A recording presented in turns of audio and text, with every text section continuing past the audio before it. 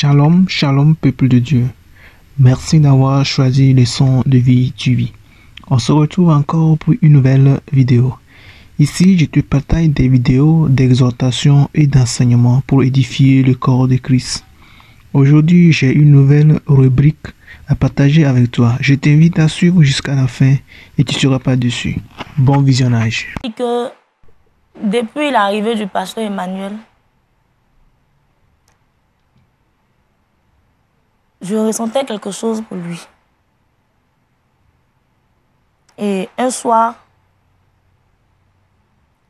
après l'entretien avec le groupe musical, je suis allée le voir dans son bureau pour avouer ce que je ressentais.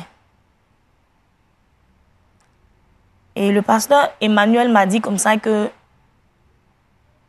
il était déjà fiancé à Rebecca. Mais je trouvais ça injuste. Je ne pouvais même pas accepter même que ça m'arrive à moi, quoi. Du coup, j'ai commencé à nourrir de la haine pour Rebecca, mais tout en me rapprochant du pasteur Emmanuel. Et le jour de la présentation, ça m'a tellement fait mal que je voulais boycotter le mariage. Pourquoi moi?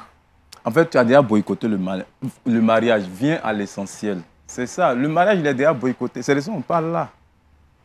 Il est boycotté. Qu'est-ce qui s'est passé concrètement? Mes parents étaient en voyage. J'ai invité le pasteur Emmanuel à la maison. Quand il est arrivé, il a demandé à savoir si j'étais seule ou avec les parents. Mais je lui ai dit que j'étais seule.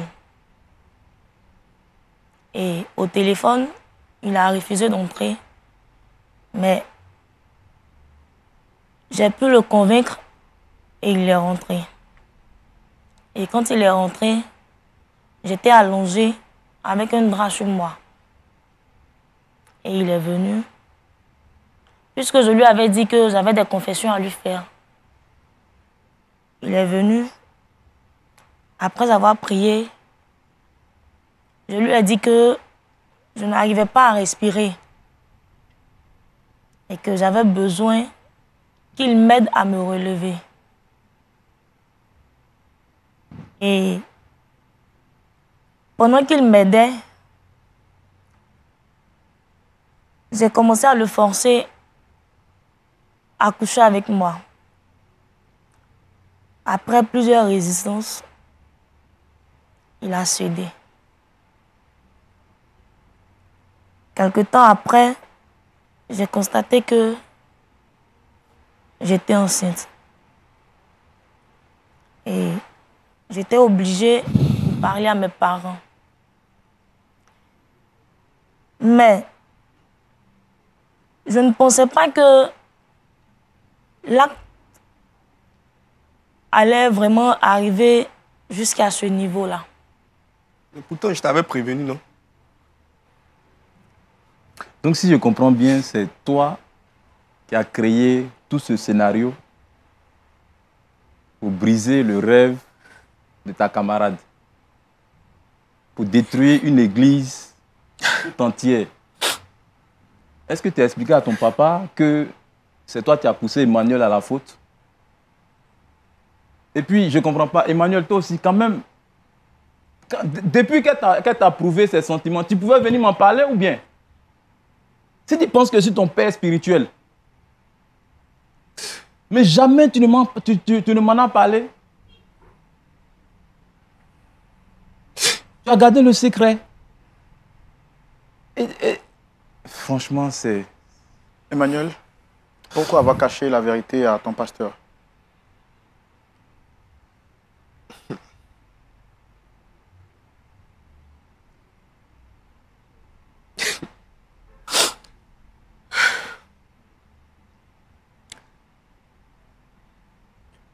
Je suis responsable. Responsable de plusieurs personnes dans l'église. Et ce n'est pas le premier problème que j'arrive à résoudre. Je me suis dit que je maîtrisais la situation, que je pouvais lui venir en aide. Je ne m'attendais même pas. C'est maintenant que je comprends que en réalité, c'était un piège. C'était un truc qu'elle avait préparé il y a longtemps. Mais c'est pas possible. Depuis qu'elle t'a dit qu'elle t'aimait, tu pouvais deviner ça. C'est trop. Pasteur, comprenez que je me suis mis à prier. J'ai même jeûné pour ça. La Bible dit fuyez. Toi, tu pries. Je ne comprends pas. Bon, c'est assez difficile, franchement. C'est difficile. Pasteur Tchoumo, c'est vraiment une situation délicate. Une famille entière détruite, des relations sabotées, une église divisée. Je voudrais céder la parole à quelques personnes pour avoir leur point de vue par rapport à cette situation.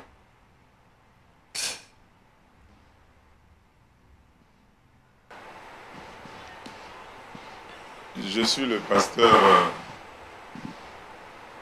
Kofi Maxime de l'église évangélique Vie et Miracle de Yopougon à Goyate.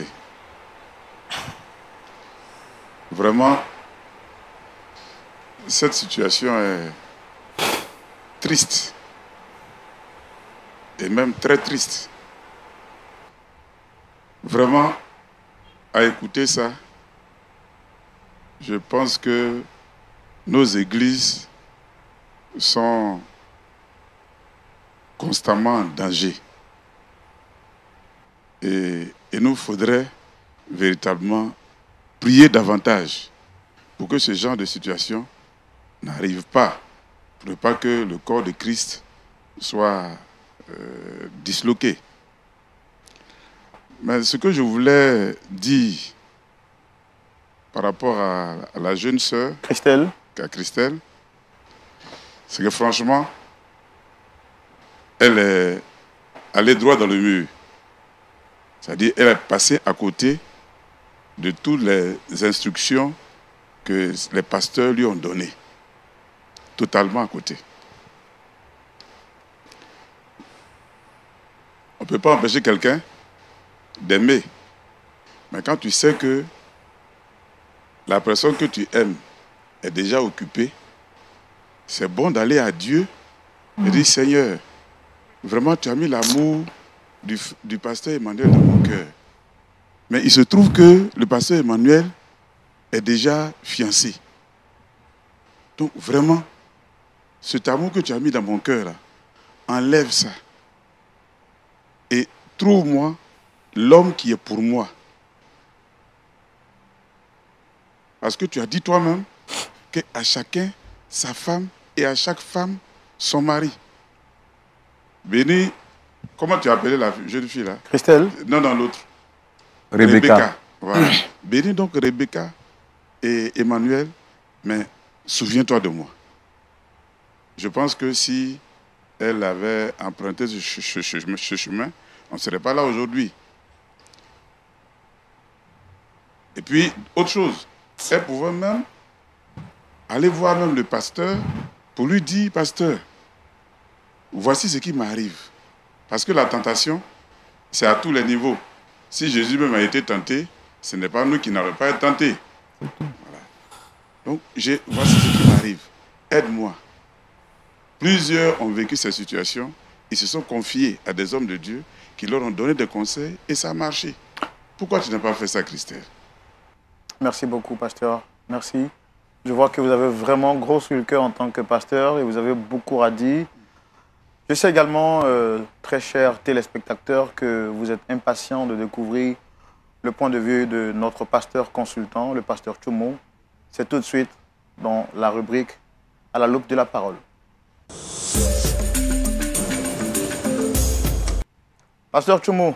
Oui, Roland. Nous voici encore face à une autre situation difficile, très difficile, parce qu'il s'agit là maintenant de famille, mais surtout du corps de Christ, c'est-à-dire l'Église. comme tu le disais tout à l'heure, c'est une situation troublante. Et face à une telle situation, on n'a pas de mots pour pouvoir traduire ce qu'on ressent. Mais je voudrais dire ceci, que la tentation, la pratique du péché sont des choses qui sont monnaie courantes dans nos assemblées. J'ai écouté le récit de Christelle qui a dit qu'elle est née d'une famille chrétienne, qu'elle a grandi dans l'église. Donc, elle essaie de faire ce qu'elle peut pour plaire à Dieu. Christelle n'a pas dit qu'elle est convertie. Elle dit qu'elle est née d'une famille chrétienne et qu'elle a grandi dans l'église et elle essaie de faire ce qu'elle peut pour plaire à Dieu. Moi, je veux lui poser une question. Christelle, avant le pasteur Emmanuel, tu es sorti avec combien d'hommes déjà? Aucun. Aucun homme? Qui t'a appris toutes ces stratégies-là? Ce que tu n'as pas l'habitude de faire. Tu as regardé ça dans le film ou bien? Voyez-vous que c'est qui tend un piège. Un vrai piège, hein, qui ne peut pas rater. Ses parents sont absents. Elle attire le pasteur dans sa maison. Et puis elle se met dans une position où elle pense qu'elle ne va pas rater sa cible. Et effectivement, elle a atteint sa cible. C'est une technique et une vilaine technique qu'elle a utilisée. Elle est dans le groupe musical et elle dit qu'elle aime, elle, depuis que le frère est arrivé dans l'église, elle l'aime. Elle aime. Et le frère lui dit, je suis fiancé. Elle dit que moi, là, tu vas aller avec moi. Elle n'a pas dit ça ouvertement, mais elle a planifié pour que cela soit. C'est une interpellation, c'est vrai. Il s'agit ici d'un pasteur qui a connu des déboires, donc qui est en train de subir la sentence de ce qui est arrivé. Mais je veux dire que c'est une technique vieille, une vieille technique qui perdure dans l'Église. C'est pas seulement au pasteur que cela peut arriver. Ça peut arriver à tous les hommes qui sont dans l'Église. Voyez-vous, souvent je vois sur les réseaux sociaux des gens qui, pour se moquer des pasteurs, ils utilisent deux choses pour se moquer des pasteurs. Ils utilisent les femmes, ils utilisent l'argent pour se moquer des pasteurs. Mais ça doit nous interpeller quand même, parce qu'il y a des gens, bien que quelqu'un n'ait pas la pensée d'une telle pratique, il y a quelqu'un dans le secret, qui planifie pour l'introduire dans une situation. Et donc, voilà ce que ça produit. Ma petite, aujourd'hui, tu dis tu regrettes. Regret là, ça va nous donner quoi? Le regret là va rien nous donner. Les conséquences sont énormes. L'homme de Dieu ne peut plus exercer. Parce que le thème que son pasteur a utilisé, il a utilisé le fait fornication. Il a forniqué. Bon. Et généralement, quand c'est comme ça, c'est l'homme qu'on voit. Maintenant aussi, ton père ne peut plus partir à l'église. Et tu dis que ça te chagrine. Le pasteur principal est en train de nous dire que 10% de l'église a quitté l'église à cause de cette situation. Il se trouve même que c'est le mari de sa fille que tu as arraché. Donc, tu t'es créé tellement d'ennemis. Il y a quoi à toi? Mais ce genre de pratique-là, je ne veux pas que tu continues dans ça. Sinon, tu vas te perdre. Et toutes les filles qui ont ce genre de mentalité pour faire tomber les hommes de Dieu, je vous interpelle pour que vous puissiez demeurer dans la foi. Quelqu'un l'a dit déjà sur ce plateau. Chacun doit avoir son mari. Chaque mari doit avoir sa femme. Si ta soeur quelque part, si ton frère quelque part, il faut te retirer. Femmes, là, il y en a beaucoup. Garçons aussi, il y en a beaucoup dans l'église. Donc, tu peux avoir pour toi. Mais je voulais dire quelque chose. Parce que elle a joué un peu avec l'esprit du pasteur. Mais je pense que le pasteur est en partie responsable de ce qui est arrivé. La fille te dit, je te veux, toi. Tu lui dis, non, je ne veux pas, parce que je suis déjà avec une autre femme. Mais, ce qui est sûr, elle t'a dit, je te veux. Et toi-même, c'est rentré dans ta tête. Quand une femme dit à un homme, je te veux, ça rentre dans ta tête, ça rentre dans son cœur. Même s'il dit, il ne veut pas, s'il dit dans un premier temps qu'il ne veut pas, peut-être que c'était une façon de faire pour dire que non, je suis déjà avec quelqu'un. Lui-même, dans son cœur, il voulait. Pourquoi le pasteur principal a utilisé une expression tout à l'heure? Il dit, au lieu de prier, il faut fuir. Dans tous les péchés, dans tout ce qui existe dans la Bible, le Seigneur, la Bible nous demande de résister au diable et il fuira loin de nous. Mais quand il s'agit au péché de la sexualité, la Bible dit fuyez. Et donc le pasteur est dans la ligne. Si tu es face au sexe opposé, c'est difficile pour toi. À moins que ce jour-là, tu aies une force spéciale. Mais quand tu es dans ton temps de faiblesse, parce que tout le monde a un temps de faiblesse. Quand tu es dans ton temps de faiblesse, tu vas chuter. Maintenant, tu as chuté. C'est comme tu as mangé, puis tu as nettoyé ta bouche, tu es assis. Tu es venu, tu n'as pas parlé de ça, et puis bon, tu es là. Bon, on te demande aussi, tu ne parles pas. La situation sort, la fille est enceinte, on te demande, tu ne parles pas. Jusqu'à ce que tu arrives à ce chose. Moi, je pense qu'il faut que les frères et les sœurs prennent des dispositions. Que les pasteurs prennent des dispositions. Pour qu'ils évitent d'être seuls avec une personne de sexe opposé. Les frères comme les sœurs, qu'ils évitent d'être vraiment seuls avec des personnes de sexe opposé. Vous voyez, avant, l'église à laquelle j'appartiens, quand vous étiez fiancés, il y avait un intermédiaire entre vous. Quand vous devez rencontrer votre fiancé, vous partez avec lui. Lui, il est assis là et puis vous causez. Et puis vous vous séparez. Et la fiancée va à la maison, tu vas chez toi aussi. Ce n'était pas autorisé. En ce moment-là, il n'y avait pas de portable, il n'y avait pas de réseaux sociaux. Ce n'était pas autorisé. Et les gens ont vécu comme ça dans la victoire. Aujourd'hui, même à l'école du dimanche, les enfants même qui sont à l'école du dimanche s'enceintent là-bas, entre eux-mêmes.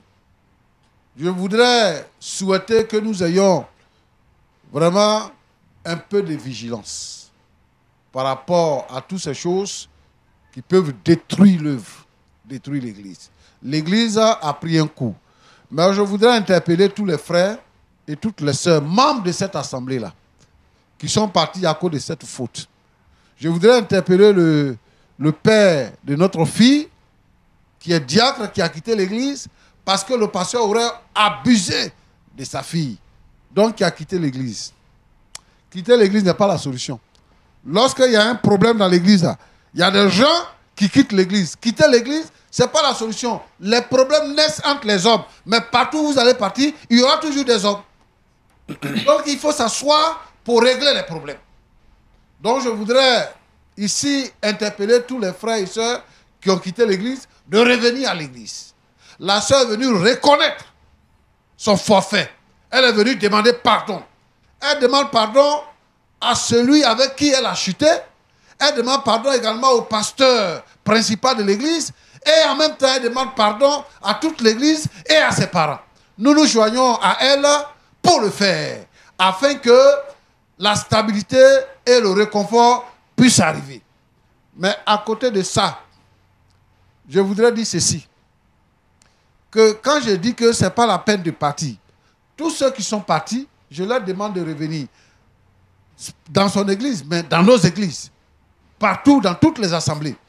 Tous ceux qui sont partis, s'il y a un problème, même si c'est le pasteur qui vous a offensé, dans l'église, il y a plusieurs groupes qui sont organisés. Il y a d'abord le groupe qui travaille avec le pasteur, qu'on appelle le conseil de l'église. Il faut s'adresser au conseil et il faut parler. Et la Bible dit quoi? Si ton frère a péché contre toi, il faut appeler quelqu'un pour parler avec lui. S'il n'accepte pas, il faut appeler 2 personnes. S'il n'accepte pas, appelle l'église. S'il n'accepte pas, considère-le comme un païen. Il faut que ces démarches soient entreprises dans l'église pour que la stabilité soit dans l'église. Je voudrais dire que dans l'église, il y a beaucoup de problèmes. L'église n'est pas le paradis. Il y a des gens qui disent que toi, tu es pasteur, c'est toi qui as fait ça. Le pasteur, c'est un homme. Toi qui es chrétien, là, c'est toi qui fais comme ça. Si c'est à cause de lui, là, moi, je ne vais jamais venir à l'église. Mais il n'est pas le salut. Le salut, c'est Jésus-Christ. L'église est comme une école dans laquelle on apprend. L'église est comme une école dans laquelle on apprend comment faire pour aller au ciel. Donc, c'est la parole de Dieu qui est notre guide. Il faudrait donc que les gens abandonnent ces idées-là. Parce qu'au fur et à mesure que vous quittez les églises à cause des problèmes, vous remplissez l'enfer. Alors, Roland, oui, pasteur. Voilà ce que je voudrais dire. Que Dieu vous bénisse. Merci beaucoup, pasteur. En tout cas, vos paroles nous font énormément du bien. Je sais que le pasteur Emmanuel en sort réconforté. Là, je voudrais demander au pasteur Mathieu, comment vous vous sentez déjà après l'intervention du pasteur Tchoumou? C'est l'intervention de Dieu. Vous savez, quelle que soit la colère qu'il y a dans mon cœur, je suis serviteur de Dieu. Voilà. Elle a avoué ses transgressions et elle est d'accord pour les délaisser. La Bible dit qu'on doit pardonner. Et dans mon cœur, j'espère que son père verra l'émission, ou ma fille aussi, parce qu'elle aussi, elle a été beaucoup blessée. Si peut-être après, elle peut la rencontrer, pour lui expliquer ça, lui demander pardon aussi, vu que c'est son ami. Je pense que tout le monde va tirer un bon compte de... Est-ce que vous, excusez-moi de vous interrompre, c'est vrai que c'est difficile là maintenant que vous venez de vous rendre compte que votre pasteur assistant a été piégé. Je suppose que oui. Là vous avez dit que il a été banni de l'église. Est-ce que vous êtes prêt à le récupérer? Et si tout naturellement il voudrait répartir avec celle qu'il aime réellement, est-ce que vous êtes prêt également à l'accepter? Bon, en ce qui concerne répartir avec celle qu'il aime, ça c'est le choix de ma fille. Voilà, c'est elle qui a été blessée à un niveau. Moi aussi, j'ai été blessé, mais elle aussi, elle a été blessée. C'est différent, parce qu'elle était la fiancée.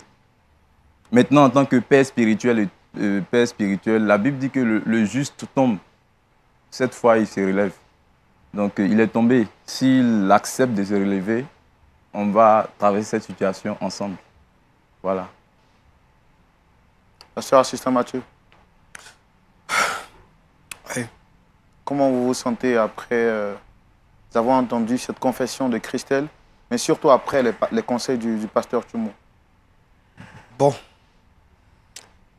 faut dire que c'est une paix intérieure qui vient de se créer. Voilà. C'est comme toute une communauté a confiance en toi et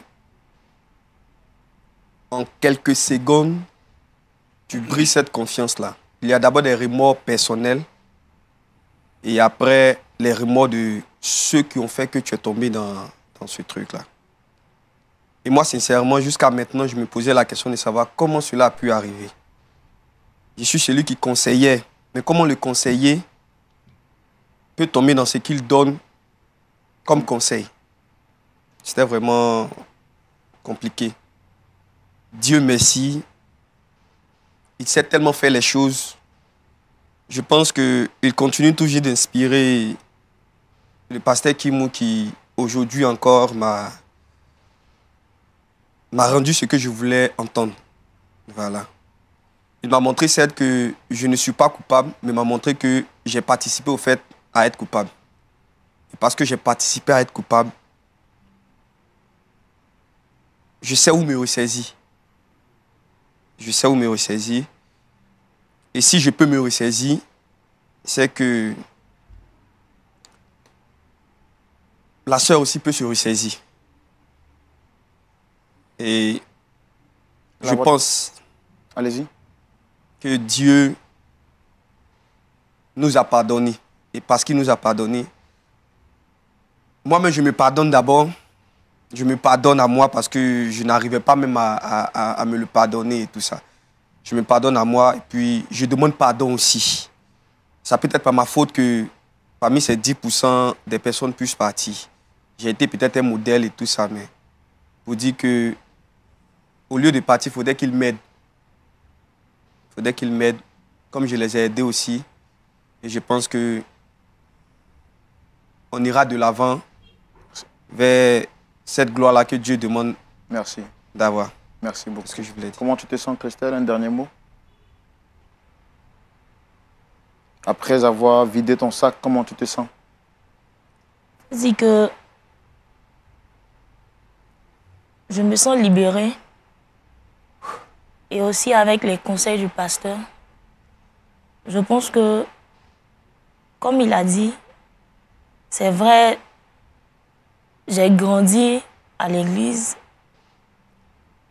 mais je pense que je vais vraiment chercher une réelle conversion avec le Seigneur afin d'être loin de tout ça. Et je tiens à le remercier le pasteur Mathieu et le pasteur Emmanuel, l'ex-pasteur Emmanuel. Vous êtes prête à aller rencontrer la fille du pasteur pour lui demander pardon personnellement? À rencontrer également votre père pour lui faire cette confession? Oui. En tout cas, merci d'être passé. Pasteur, nous tirons vers la fin de l'émission. Oui. Comme toujours, je voudrais vous demander, s'il vous plaît, de les recommander à la grâce de Dieu. Ô Dieu Tout-Puissant, Père éternel, toi qui sais toutes choses, toi qui penses nos plaies, Seigneur, cette situation, toi tu la maîtrises. Je te demande, ô Dieu, de permettre que les uns et les autres se réconcilient. Maintenant que toute la vérité a éclaté, Seigneur notre Dieu, permet que tous ceux qui ont quitté l'Église reviennent et que la vie de Dieu, la joie de Dieu soit à nouveau installée dans le temple. Seigneur, c'est toi qui pardonnes le péché.